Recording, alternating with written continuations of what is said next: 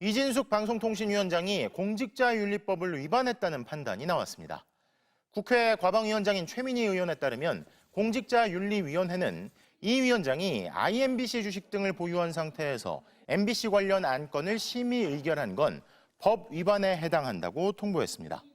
공직자윤리법은 공직자가 보유 주식과 관련한 직무를 회피할 수 있음에도 관여했을 경우 해임이나 징계를 요구할 수 있도록 규정하고 있습니다.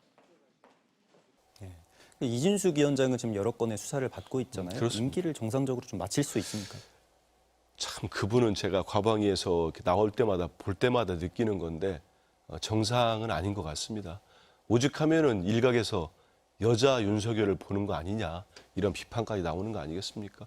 얼마 전에 감사원에서 고위공무원, 어느 공무원이나 마찬가지입니다만 공무원들이 지켜야 되는 정치적 중립 위반, 의무를 위반했다 해서 경고, 주의 조치까지 했습니다. 그런 조치가 내려졌고 아시는 것처럼 수사기관에 의해서 청탁금지법 위반 등 여러 건의 수사를 받고 있습니다. 그런데도 본인은 내년 8월까지인가요? 임기를 채우겠다고 하고 있고 그 국무회의에 나가서 그랬다는 거 아닙니까? 우리 대통령 앞에서 대통령과 방통위와 임기를 마치자. 맞췄으면 좋겠다. 그래서 제가 국회 나갔길래 그랬습니다. 맞추는 방법이 하나 있다. 당신이 바로 그만두면 된다. 또 그건 싫다고 합니다. 그런데 저는 이진숙 위원장에게 양심을 기대한다는 건 쉽지 않습니다만 저렇게 윤석열 정권의 방송 장악을 맨 앞에 천병에 서서 이렇게 대한민국 방송을 망쳤다면은 또 그분 자체가 방송기자 출신 아닙니까? 그렇다면 책임감이 있다면 지금이라도 그만두는 게 맞다고 보고 있습니다. 업무상 배임 혐의 피의자 신분으로 지난 5일 경찰에 소환됐던 이진숙 방송통신위원장. 회사 돈을 사적으로 쓴 적이 결코 없다며 자신이 정치 수사를 받고 있다고 주장했습니다. 이게 또 정권 교체기가 되니까 어떻게든 문제를 삼아서 이진숙을 손을 보는 것이 아닌가 이런 개인적으로 생각을 그렇게 할 수밖에 없어요. 그러나 당당했던 이 위원장 발언과 달리 경찰이 오늘 이 위원장의 근무지였던 대전 MBC를 압수수색한 사실이 확인됐습니다. 올해 1월에 이어 두 번째입니다. 경찰은 오늘 압수수색에서 이 위원장이 사용했던 법인카드 관련 자료를 확보해간 것으로 전해졌습니다.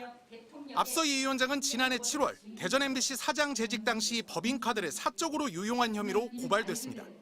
2015년부터 3년 동안 사용한 업무 추진비와 접대비 등이 모두 1억 4천여만 원. 이 중 서울 자택 반경 5km 이내에서 결제한 건만 87건, 금액으로는 1,600만 원이 넘었습니다. 대전 MBC에 사직서를 제출한 날에는 제과점에서 약 100만 원을 결제한 내역도 확인됐습니다. 이 위원장은 줄곧 의혹을 부인해 왔습니다. 사적으로 썼습니까? 안 썼습니까? 사적으로 쓰지 않았습니다. 사적으로 단 10,000원도 쓴 적이 없습니다. 그렇습니다. 고발 이후 좀처럼 진척이 없어 봐주기 아니냐 논란까지 일었던 수사에 속도가 붙은 건 올해 초. 경찰은 지난 1월 대전 MBC와 이 위원장이 수업을 들었던 대학원을 압수수색했습니다. 이어 6월에는 실제 법인카드 사용처를 압수수색해 확인 대조 작업을 거쳤습니다. 고발 1년 만인 이번 달에는 이 위원장을 직접 소환 조사했습니다. MBC 뉴스 이동경입니다.